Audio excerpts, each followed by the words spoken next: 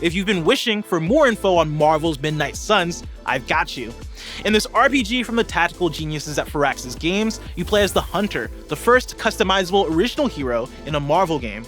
Lead Blade, Magic, Ghost Rider, Nico Minoru, and more in a fight against Lilith, Mother of Demons, plus the Elder God Cthon, with revolutionary card-based tactics featured in this all-new gameplay trailer.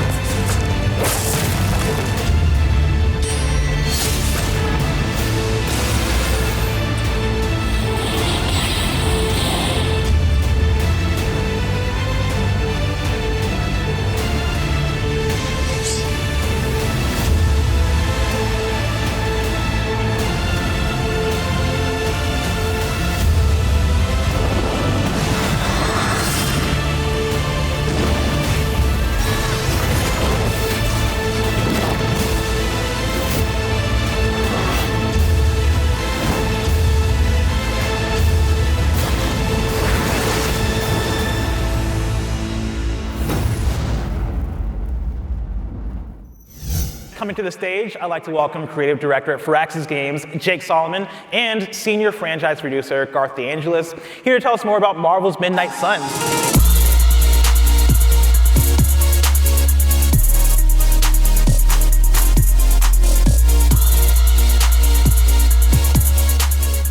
I want to jump right into it. I mean, like, you know, looking at Marvel's Midnight Suns, it is a different take for Marvel, right? It is darker. I'm somebody who, when it comes to the Marvel products, I often watch the stuff that is, you know, bright, shiny. I'm watching Spider-Man swinging around New York City on a really sunny day. Yeah. But when I look at Marvel's Midnight Suns, I'm like, oh man, there's no sun out right now. You know, it's nighttime out here. And they're all wearing black and yellow. They're all really fresh. What can you tell me about Marvel's Midnight Suns for people who don't know? So it is a tactics RPG in the Marvel Universe, but it's set in the darker side of the Marvel Universe, so supernatural, the spooky side. And so it's new for us because it's a tactics game, but it's also an RPG. And so when you think of, if you love Marvel heroes, which, you know, you're here at D23, I have no doubt you do, there's two powerful fantasies. One of which, of course, is seeing these heroes in combat, using all their abilities, fighting alongside them. And we do have that with our tactics battles. But there is an equally powerful fantasy for all of us, and that's seeing the heroes outside of combat. So there's great moments in comics and movies where you see these heroes outside of battle, interacting with each other, sometimes friendly, sometimes not. And so that's a very big part of Midnight Suns, is you're interacting with the heroes outside of combat. You are interacting with them, building relationships, seeing them interact with each other. And so that's the RPG aspect, which I think is exciting for people to try for the first time. Amazing. Now, when I think of Firaxis, I think, you know, there are certain types of games that come to mind, right? That strategy, tactical, I'm picking my move, I'm like looking at the percentages, seeing what's gonna hit. What can you tell me, as far as somebody who's not played one of your games before, is Midnight Suns one that I can jump into and have a good time with? This was a big goal for the team when we started out we are lifelong tactics fans. We develop a lot of tactics games. We wanted a combat system that was much more streamlined. It was much more pick up and play.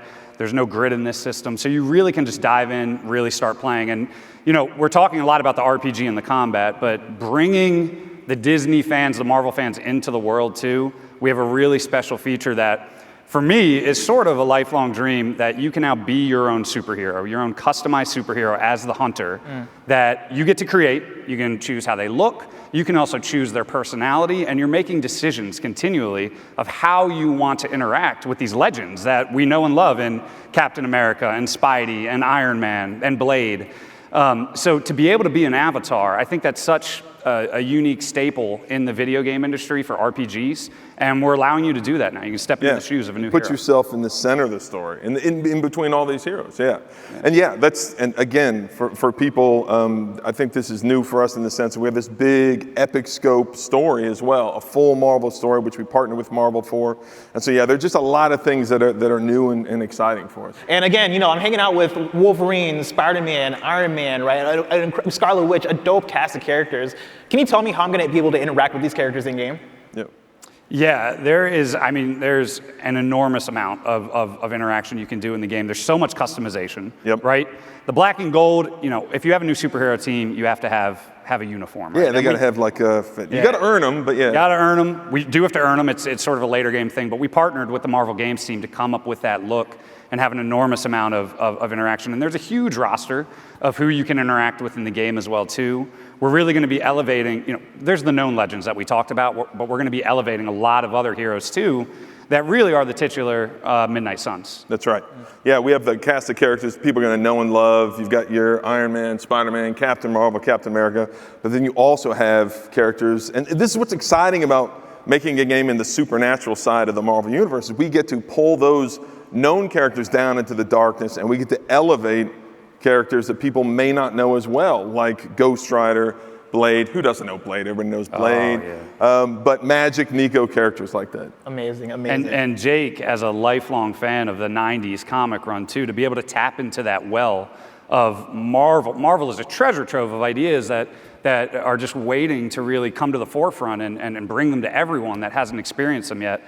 You were really inspired by that 90s run of the Midnight Suns. Yeah, it was my favorite comic. It was early 90s. It was a Ghost Rider comic event. It's what inspired this. It was called Rise of the Midnight Suns. It was, there we go. We got, yes. Somebody likes the Midnight Suns out there? There are 7 of us in the world.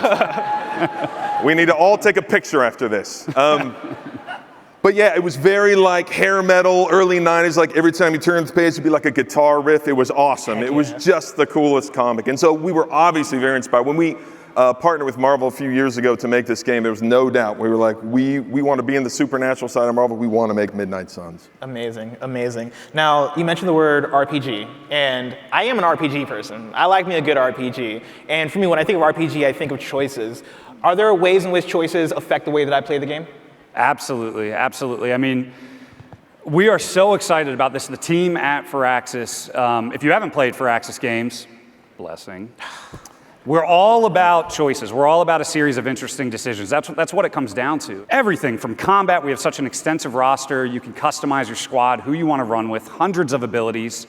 And then when you take a step back from combat, you can take a world tour of Marvel. Which missions do I want to go on, and which resources do I get from them? You can go to these awesome locations in the Marvel world, battle on top of Avengers Tower, retake Doctor Strange's Sanctum Sanctorum from the clutches of the demonic forces. You even are going to travel to the peaks of Mount Wundagore.